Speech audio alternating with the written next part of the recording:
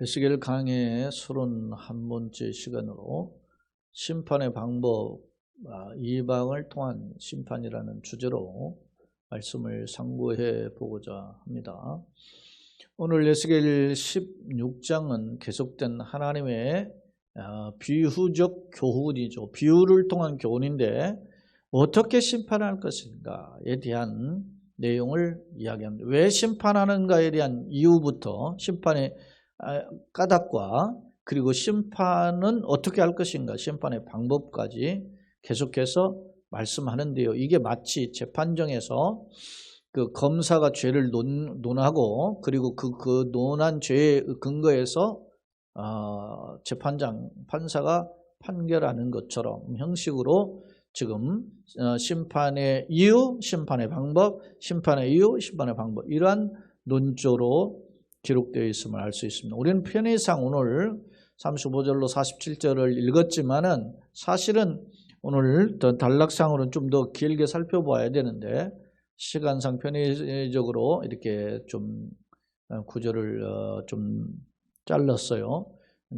다음 시간에 이어지는다는 내용을 기억하시고 염두에 두시고 일주일 만에 또 이렇게 매주 이렇게 강의에 참석하지만 일주일 만에 참석하기 때문에 지난 시간에 무엇했는가 잊어버릴 수가 있거든요. 그런 부분들을 여러분들에게 수요 예배 현장에서는 유인물로 이렇게 준비되어 있고 그것을 또 못 받으신 분도 영상으로 보신 분 못 받죠. 주일 오시면 유인물이 있으니까 가져가시거나 혹은 유인물이 부족하면 카피해 가시면 되니까 이렇게 여러분들이 준비하는 그런 어떤 노력들, 자세가 좀 필요합니다. 자, 먼저 영상으로 송출되는 30부분 함께 읽겠습니다.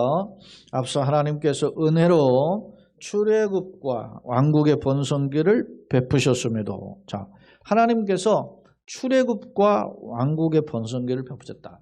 자, 출애굽의 모습을 벌거벗은 아이의 모습, 여하의 모습으로 비유했어요. 근데 그 출애굽 전의 상태가 그렇게 노예 상태였잖아요. 그러니까 벌거벗은 여아가처럼 수치를 다 드러냈는데 가릴 수가 없는 거예요. 능력이 없으니까. 그런데 그를 건져서서 이제 가나안 땅에 들이시고 그를 어떻게 합니까? 번성케 하셨죠. 그 번성한 모습을 여자가 성장을 해서 여아이가 성장해서 처녀가 되고 이제는 단장한 신부가 되었는데 왕의 신부, 왕후가 된 모습으로 성장했다. 다 누가 했느냐 하면 하나님이 그렇게 하셨다는 것이죠. 하나님의 일방적 사랑, 하나님의 일방적 긍휼에 의해서 이스라엘 백성들이 저 벌거벗은 여아의 상태처럼 비참한 상태에 있는데 건지셔서 가나안 땅에 들이시고 왕과 같은 축복을 하셨다라고 하는 것입니다. 그러나 문제는 이스라엘은 줄곧 그런 베푸신 은혜를 잊어버리고 베푸신 은혜를 가져다가 오히려 죄악의 이방의 우상에게 바치고 이방의 우상과 짝하며 살았다는 것입니다. 그러다가 어려운 조금이 생기면 어떻게 합니까? 하나님께 돌아와야 되는데 돌아오지 않고 오히려 이방에 섬기는 우상들을 의지하고 더 나아가서 이방 나라들, 눈에 보이는 현실의 권력의 세계에 이렇게 의지했다는 것이죠. 그 대표적인 나라가 애굽이고 또 아수르고 바벨론이었음을 알 수 있어요. 문제는 말이죠. 이러한 상황을 하나님이 길이 참으시다가 때가 되니까 심판하신다라는 것을 우리는 지난 시간부터 살펴보고 있어요. 자, 그런데 하나님이 가장 싫어하시는 우상 숭배에 빠짐은 물론 패역한 이방과 동맹을 맺음으로 타락했다는 점이다. 그렇다면은 하나님이 이런 자들을 어떻게 심판하실까? 오늘 심판의 이제 방법인데, 내용인데, 놀라운 점은 그들이 의지했던 이방을 의지했죠. 애굽을 의지하고 아수르를 의지하고 바벨론을 의지했는데 그들이 의지했던 그 이방을 통해서, 특히 바벨론을 통해서 북왕국은 아수르를 통해서 심판해버렸고 남왕국은 어떻게 합니까? 바벨론을 통해서 심판해버리는 그런 일들이 벌어지게 되는데 이미 북왕국은 이미 멸망했고 남왕국은 지금 멸망 직전에, 지금 목전에 놓여 있단 말입니다. 그런 상태에 주어진 메시지임을 알 수 있습니다. 자, 성경으로 한번 돌아가서 성경 구절들을 오늘 살펴보도록 하겠습니다. 자, 35절 그러므로 너 음녀야 그랬어요. 그러므로 너 음녀라는 말은 이스라엘의 그 타락한 우상 숭배, 하나님을 떠나서 왜 음녀라고 표현하죠? 음녀는 소위 남편을 버리고 다른 사람과 가늠한 여인을 음녀라고 하지 않습니까? 그러니까 신랑 대신 왕 대신 하나님을 버리고 이방의 우상과 짝하여서 그걸 숭배하니까 소위 영적 간음을 한 거죠. 그런 이스라엘 백성을 향해서 너 음녀야라고 하면서 하나님 말씀을 들으라 지금 선포하죠. 자, 그러면 주님이 뭐라고 하셨습니까요? 36절 주 여호와께서 이같이 말씀하셨느니라. 네가 네 누추한 것을 쏟으며, 누추하다 네오셰트라고 하는 것을 보니까 원뜻은 구리 이런 청동 그런 뜻인데 여기는 옛날에 이 구리 청동이 다 뭘로 돼 있어? 돈을 그걸로 이걸로 만들었단 말입니다. 그러니까 예, 돈 그런 것입니다. 누추한 돈을 쏟으며 내 정든 자와 행함함으로 그랬어요. 그러니까 이게 뭐냐면은 돈이라는 것이 어떻게 보면은 귀한 거죠. 근데 그걸 어디다 쏟아요 지금? 타락하는 데 쓰니까 가치 없이 쓰이는 돈이 돼버린 거죠. 예? 돈을 말이죠. 어려운 사람을 위해서 썼다. 돈을 말이죠. 좀 공유를 베푸는 데 썼다. 뭐 선교를 하는 데 썼다. 뭐 이러면 돈을 아름답게 쓰는 거죠.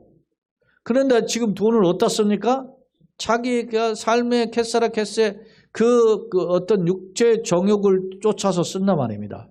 그런 돈을 가리켜서 오늘 레오셰트라고 히브리어로 말하는데 이게 누추한 소위 돈을 경멸하는 표현으로 사용된 표현이라 그래요. 학자들을 제가 들으니까 특히 주석가였던 그 유클리프의 글에 보니까 그런 음행을 물질을 과도하게 남용한 그 돈, 그런 돈은 아주 냄새나는 돈이다 이렇게 이야기했다는 겁니다.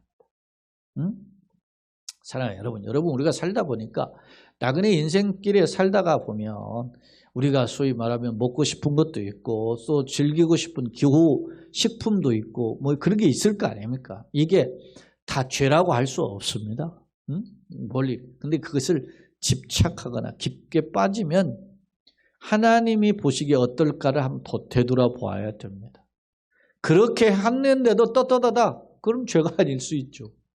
그러나 우리가 스스로를 돌아볼 필요 있어요. 요한일서 지난 주일에도 언급했지만 하나님 우리 마음에 책망할 그런 언행심삭으로 책망할 마음이 있거든. 하물며 하나님일까 보냐.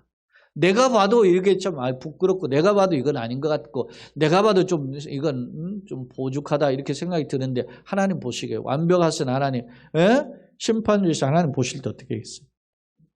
그걸 돌아보는 거예요. 여러분 내가 어떤 것을 먹든지 내가 어떤 옷을 입든지 어떤 것을 하든지 내 자유일 수 있어요. 하나님 우리에게 그런 자유를 주셨기 때문에.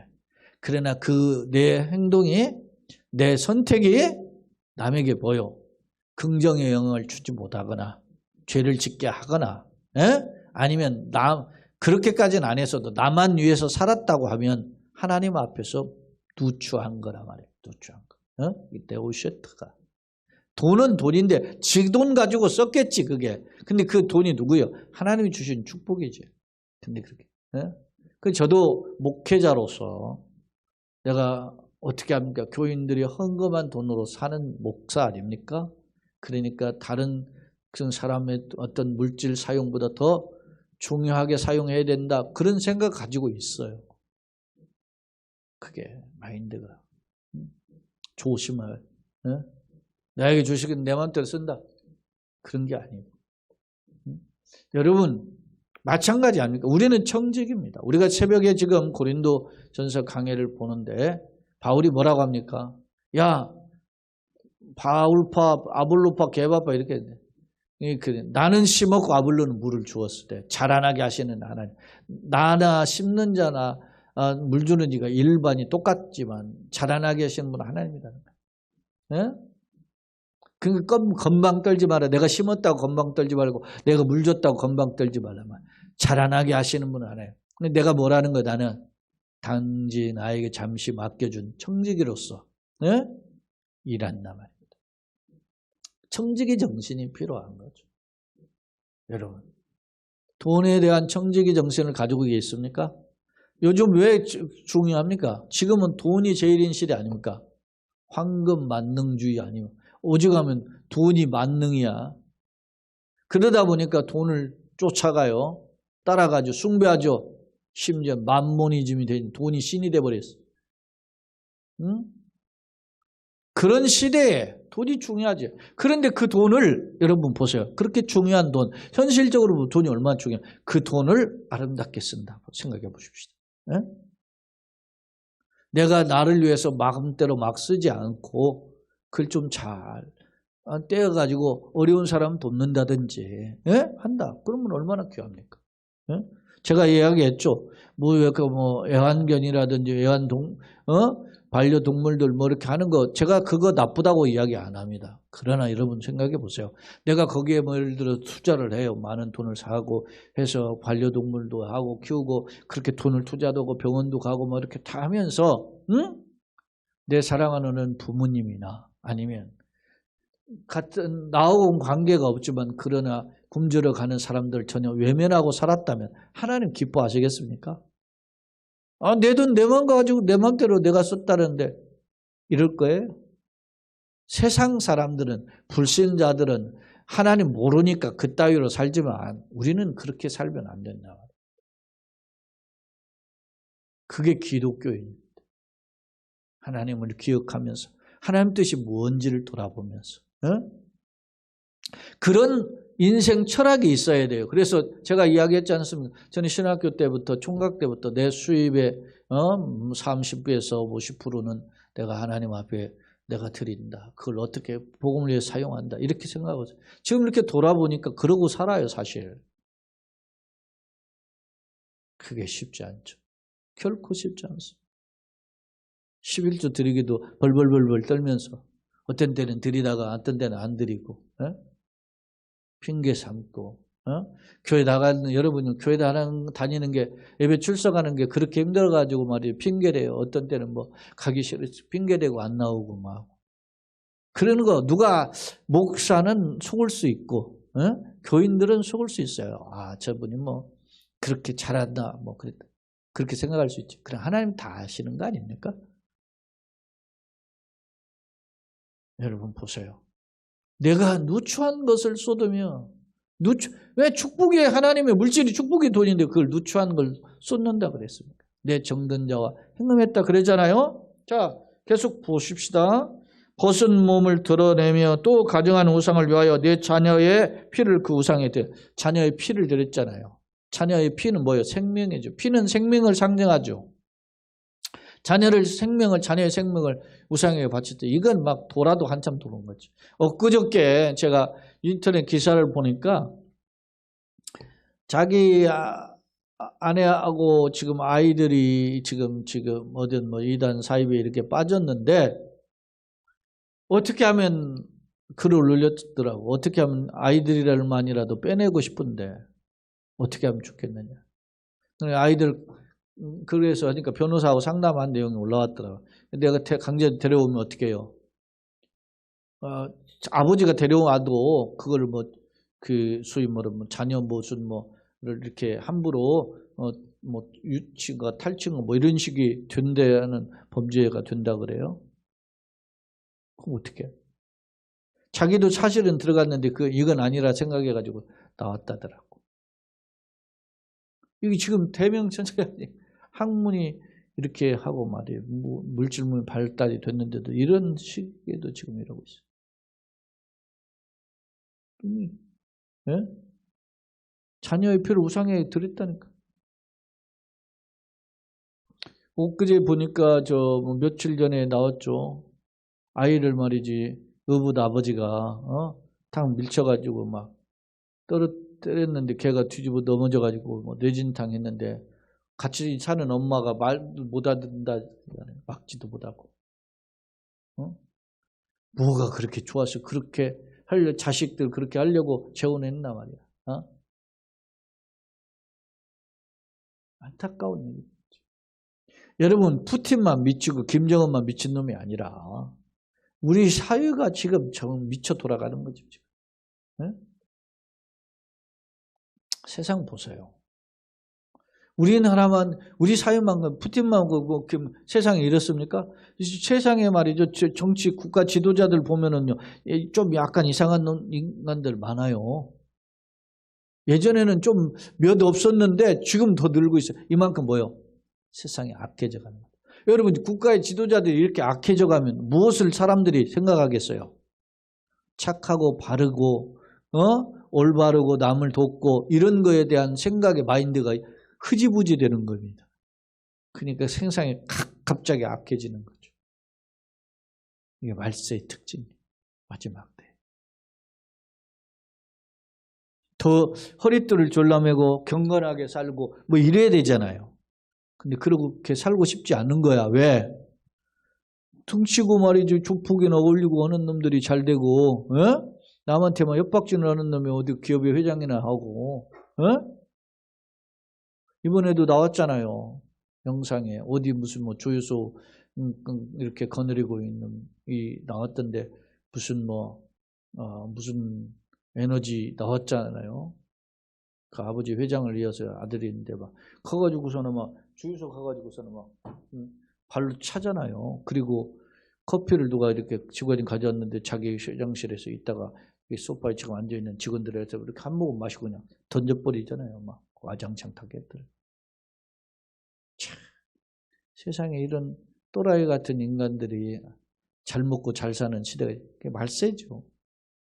그게 더 많아지면 더 말세 아닙니까? 우리가 그런 걸 보면서 어떻게 합니까? 참담하지 않습니까? 참담. 하나님, 내가 바른 길을 걸어갔는데, 바른 길 살라고 했는데, 이제는 무기력합니다, 이게. 그렇게 손해보면서 왜 사냐고 이렇게 막 젊은 사람들 그러지 않습니까? 그게 흔들리는. 여러분, 그렇게 흔들리는 걸 어떻게 복음의 마음으로 다시 돌아와서 주님 뭐라 하실까를 돌아보면서 다시 한번 결단하는 것이 그게 예배의 자리라 말입니다. 기도의 자리고.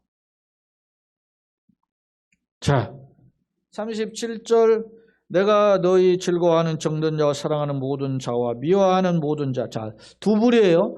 사랑하는 자, 정든 자, 그런 자와 또 반대로 미워하는 자를 모아가지고 사방에서 모아서 너를 데려가게. 네가 의지했던 사람. 자, 이방인들이라고 이스라엘에 다 의지한 건 아니잖아요. 어떤 나라들은 의지했어요. 애굽이나 아수르나 바벨론 이런 힘 있는 나라는. 그런데 가까이 지근해서 이스라엘 괴롭히는 블레셋이나 이런 나라들하고는 싸웠잖아요. 그런 사람은 미워하는 나라겠지. 그런데 심판날에 하나님 이런 자기가 의지했던 사람 나라들인지 아니면 반대로 미워했던 나라 다 불러 모아가지고 너를 어떻게 해요? 대적하게 할 것이고. 그리고 또 내 벗은 몸을 그 앞에 드러내어 그들을 다 보게, 그것을 다 보게 할. 세상말 한마디로 소위 말을 쪽팔리게 만들어버리는 거예요. 다. 자기가 의지했던 사람이나 자기와 함께 맞짱을 떴던 사람들한테 다 창피를 당하게 만들 것이다. 또 내가 또 간음하고 사람의 피를 흘리는 여인을 심판함같이, 그죠? 여러분요, 간음하고, 뭐 어떻게 했어요? 사람 피를 흘리는 여인 어떻게 해요? 돌 던져서 죽이잖아요. 그렇게 심판함같이 진도의 피와 질투의 피를 내게 돌리고. 이스라엘 향한 주님은 심판의 표현이죠. 내가 또 너를 그들의 손에 넘기리니 그들이 내 누각을 헐며 사는 처소들입니다. 즐김의 터전이죠. 내 높은 데를 부수며 자기가 쌓아놨던 세상 명예 이런 것들 다 부수고 내 의복을 벗기고 내 장식품을 빼앗고 내 몸을 벌거벗겨 버려두며 무리를 데리고 와서 너를 돌로 치며 칼로 찌른다. 응?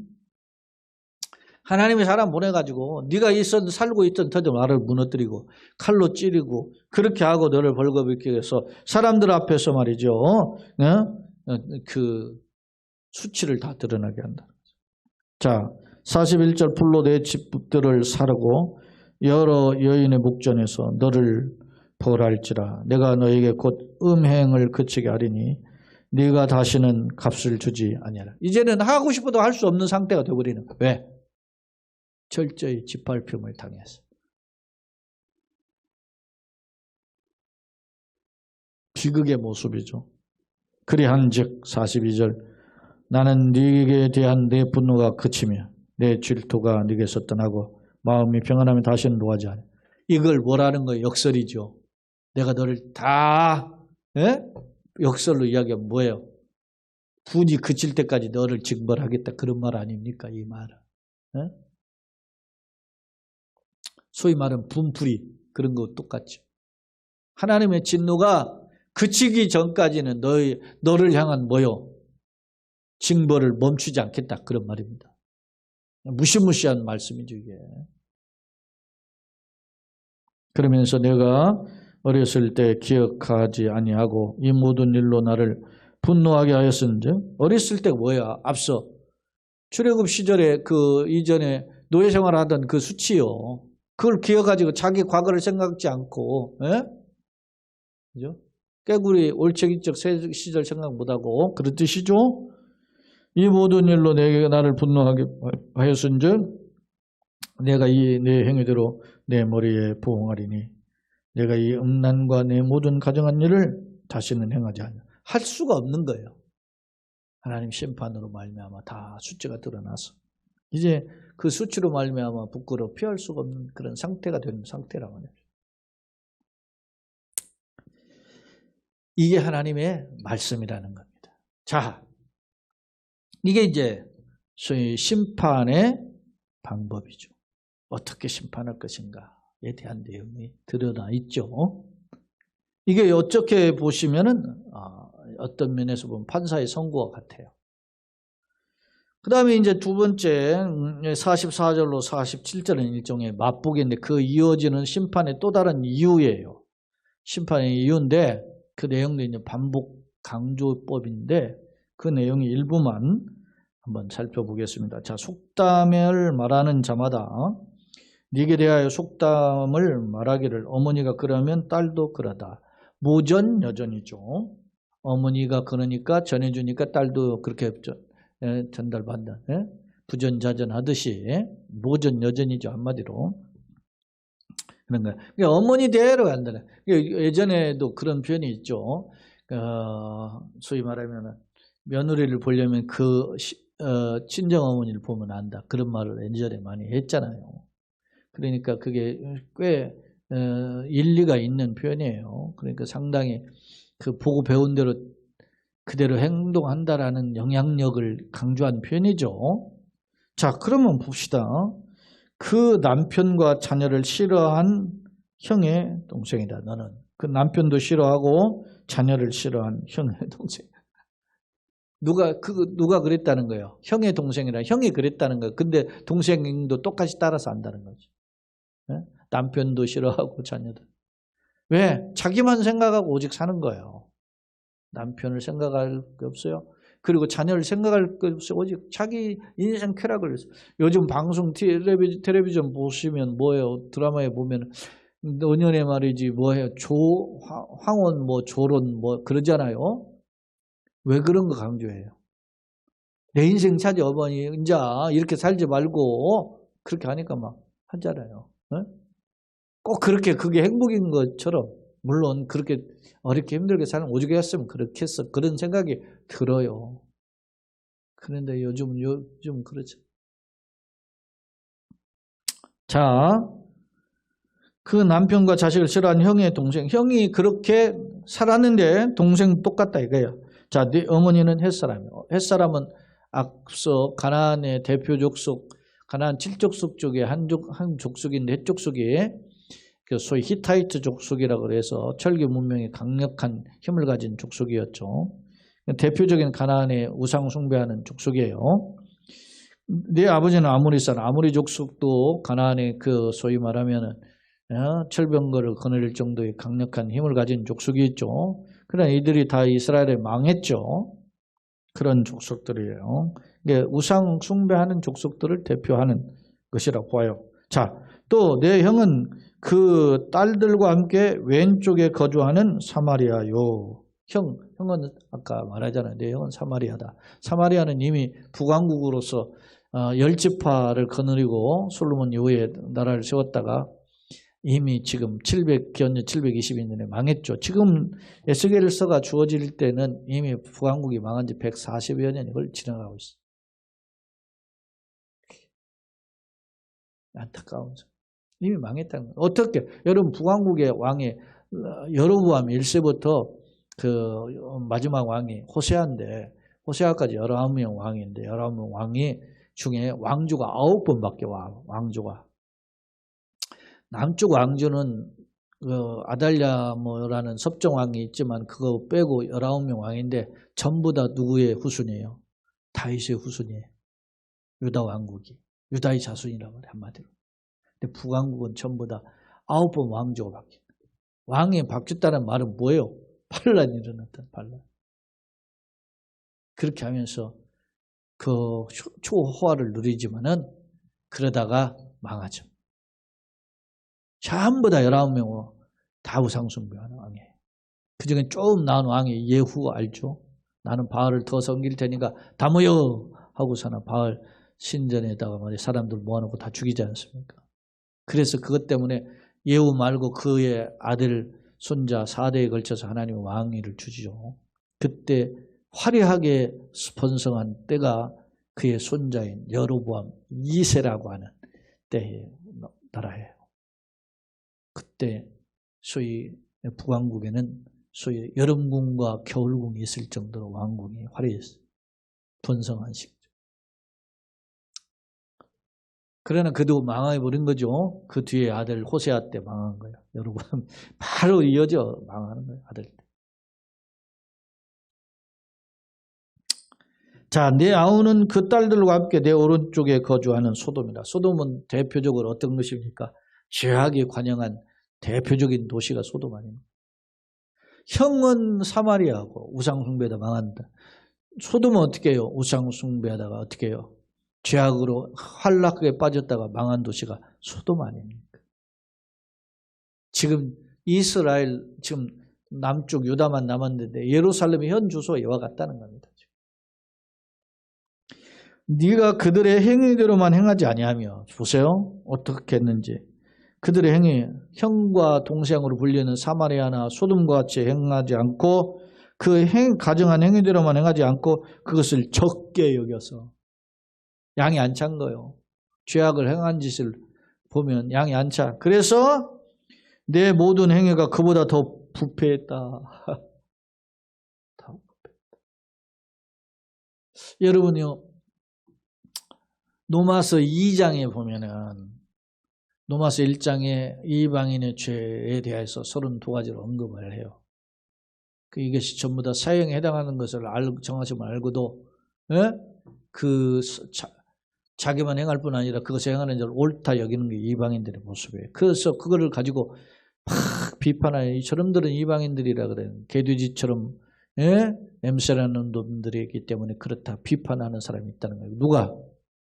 이스라엘 사람들이.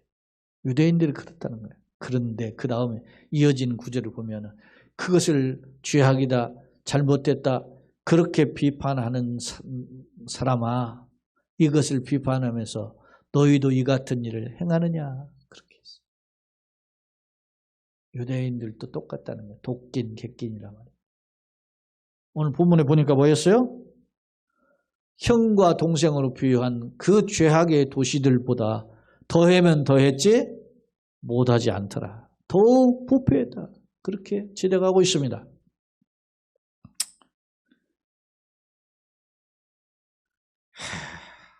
좀 답답하죠? 이어지는 말씀을 계속 살펴봐야 되는데 오늘은 편의상 여기까지. 다음 시간에 이 이어지는 말씀을 우리가 편의상 살펴보고자 합니다. 자, 두 번째 화면에 내용을 한번 정리해 보겠습니다. 하나님은 이스라엘 향해 음녀라 말씀하면서 음행에 따른 심판을 경고하시죠. 자, 누추한 건 노시트라고 하는 히브리어는 노시나 동전 이런 돈을 가리키는 표현인데 그런데 왜 돈을 누추한 것이라고 했을까요? 그것은 돈을 경멸하는 표현으로 사용해요. 왜? 돈을 잘못 쓰면 그게 복되지 않잖아요. 앞서 이야기했죠. 돈을 흥청망청 죄악에 사용했으니까. 네? 그렇죠. 여러분 세금을 갖다가 어렵고 힘든 사람 도와주고 그러면 잘했다 그래요. 국가 정부나 정치인들이 잘했다 그러죠. 세금을 갖다가 지가 다 먹고 어디 가면 낭비하고 그러면 말이지 이걸 가지고 정치라고 했느냐 그래가지고 감사도 들어가고 고소고발을 하게 되는 거 아니겠습니까? 낭비하는 그런 돈 어떻게 낭비합니까? 음행이나 우상에 낭비하고 음행에 낭비한 돈. 즉 이스라엘의 음행을 위하여 물질을 과도하게 낭비하는 그런 행태를 가리킨다. 자 40절 정리해 보면 돌로 침은 음행의 형벌이고 칼로 찌르면 전쟁을 통한 징벌을 암시한다. 무시무시한 심판을 예표하고 있죠.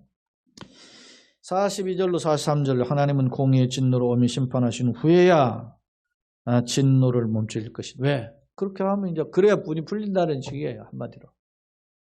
하나님 역으로 이야기했죠. 아까 제가 하나님의 진노가 어떻게 징계가 끝나기 전에는 진노가 멈추지 않을 것이다라는 강한 역설이에요. 과거 불쌍히 여겼었던 시대를 돌아보지 않고 엄히 심판하심을 갑니다. 보세요. 그나마 벌거벗은 여아를 데려다가 입히셨던 그 하나님의 사랑 보이지 않고 진노만 진노가만 강조돼. 그만큼 어떻게 했다는 거예요. 이스라엘이. 하나님 보시기에 죄악에 가득했다는 것입니다. 자, 44절 40절 감사의 두 번째 검사죠. 검사. 지금 아까 검사와 재판장 이런 것을 이렇게 계속 심판의 이유, 심판의 방법 이런 걸 했다면 이제 44절로 40절은 두 번째 검사의 이제 죄를 지적하는 논고예요. 그러니까 심판의 이유에 해당하겠죠. 자, 논고로 타락하여 망한 북왕국보다 더욱 부패했음을 지적한다. 모전 여전이라는 표현을 했고 가나안 족속, 대표적으로 헷 족속이나 아모리 족속이 있었죠. 그들의 행음처럼 이스라엘 역시 음란에 빠졌다. 그랬어요.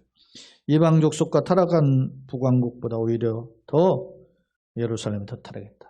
대표적으로 북왕국 사마리아, 그 다음에 소돔 고모라 성보다 더 타락한 이스라엘 모습을 지적하고 있습니다. 자, 세 번째 화면은 오늘 본문을 좀 정리한 건데요. 판사의 선고 35절로 43절은 이게 이제 오늘 심판의 방법일이죠. 어떻게 하나님 심판하시는가? 심판의 이방을 통해 심판하겠다는 거예요. 자, 이스라엘 죄 행음하는 여인을 비유했죠. 어떻게 심판하죠? 행음하는 자를 통해 오히려 수치가 드러나요. 자기가 즐기고 돈 갖다 바쳤는데 그 사람이 나를 감옥에 집어넣는다는 거예요. 똑같은 거예요. 지금. 네? 의복을 벗기고 칼로 치며 터전 불사를 것이다. 검사의 두 번째 논고인데 이스라엘 죄는 뭐예요? 모전 여전처럼 죄악을 여전히 범하고 있음을 지적해요. 즉 어머니, 아버지, 형, 아우 등으로 비유된 그런 족속들처럼 뭐요? 대동소이하다. 아니 오히려 더하면 되겠지 부족하지 않다. 그렇게 지적해요. 자, 선포죠. 이스라엘은 하나님의 복을 우상에게 제사하는 데 사용했죠. 위기를 만나자 이방 권력을 의지해서 돌아와야 되는데 정신없죠. 여러분 보세요. 코로나가 왔죠. 코로나가 왜 왔다고 생각해요? 하나님의 진노 아니겠어요? 저는. 근데 여러분 하나님의 진노인 코로나가 왔더니 그 코로나가 오니까 내 신앙이 좋아졌는가 한번 생각해 보세요. 더 하나님께 기도하게 되더라. 하나님 말씀 의지하게 되더라. 하나님을 자꾸 하나님 내가 정신 차려야겠습니다. 이렇게 해줬습니까? 아니잖아. 교회마다 지금 우리 교단 통계 10.4% 했는데 우리 교회는 10.4% 더 떨어진 것 같아요. 우리 아이들 싹 없어지 진짜 목사가 무능해서 그런 거 맞아. 그죠? 다 이렇게 수능 계산 쳐서 어떻게 아이들 어울리고 하는 교회 보냈잖아요. 어린이들이나 우리 또 젊은이들도 그렇게 하는 사람도 있고. 목사가 무능하고 교회에 제대로 가르치지 못하고 제대로 어떤 그 환경을 못 만들어준 그 목사의 책임이 크죠. 그것도 압니다. 저도 마음이 괴롭습니다. 그런 부분이 있지만 그러나 우리가 어떻게 합니까? 사실 부모가 한다고 아이들 요즘 말 듣습니까? 목사나 여러분 우리가 해도 어려워는 하지 말 듣나요? 안 듣지. 요즘 젊은이들이나 어린아이들 자기 생각을 누가 꺾어요? 단지 가이드에 불과해 목사는. 내가 하나님 말씀으로 이렇게 메시지를 전해주면 그 마음에 도전을 주는 거예요. 성령이 그때 역사를 성령의 음성으로 이들이 받아들이면 역사가 일어나는 거고 아니면 그냥 한 그릇 듣고 지나가는 거죠.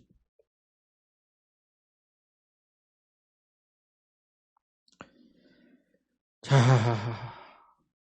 결론입니다. 10계명 중 1계명, 2계명. 내 앞에 다른 신을 너희 앞에 다른 신을 내게 두지 말고 거기에 절하지 말라 그러잖아. 너를 위하여 새긴 우상을 만들면 그걸 절하지 말라 하잖아요. 이게 우상 숭배거든. 1계명, 2계명이. 유일신앙이라는 걸 강조해요. 헛것에 빠지지 말라고 교훈했어요. 근데 우상 숭배에 빠질 때 주님은 심판을 받게 되는 자는 심지어 하나님의 이름을 망령 때 일컬으면 죄없다 아니하리라 그러잖아요. 그러면서 그 죄를 어떻게 합니까? 우상 숭배와 하나님에 대한 대신관계 죄를 안식을 범하지 말라까지 하나가 대신관계 죄잖아요. 그 자녀 3, 4대까지 징계하겠다 하잖아요. 하지만 안타깝게도 이스라엘은 계명에 순종하지 못했죠. 또한 이스라엘은 거리를 둬야 할 이방 문화, 우상 숭배, 오히려 그걸 의지하고 말았어요. 이방 문화와 권력, 힘을 의지했죠. 그렇다면 왜 우상 숭배 권력을 가까이 했던 것일까? 눈에 보이지 않는 하나님보다 눈에 보이는 것을 더 의지하는 것이 사람의 심정이에요.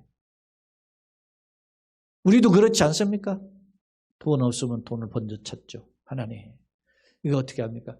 조지 밀러, 기도의 아버지라고 하는 조지 밀러가 5만 번의 기도에 응답을 받은 수첩이 있다고 그러지 않습니까? 저도 조지 밀러의 책을 한 두 권이나 읽었었는데 그거 보면 조지 밀러 책이 어떻게 어느 날 조지 밀러가 고아의 아버지잖아요.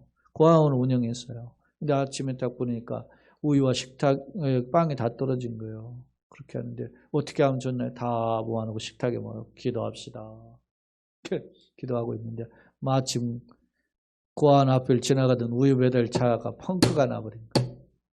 그 이렇게 리어카가 바퀴가 굴러가지 않아서 우유를 어떻게 움직일 수가 없는 거예요. 그래서 그 고아원에다가 기왕이면 어떻게 그 사람이 생각을 하니까 하면 어차피 못 움직이는 거 이 고아원에 드려야 되겠다. 그래가지고 드리는 거라. 우리가 늘 그렇게 기도한다고 다 그렇게 들은 건 아니지만 하나님 앞에 철저히 100% 의지했던 조지 밀러에 대한 하나님의 선하신 응답이라고 보는 거죠.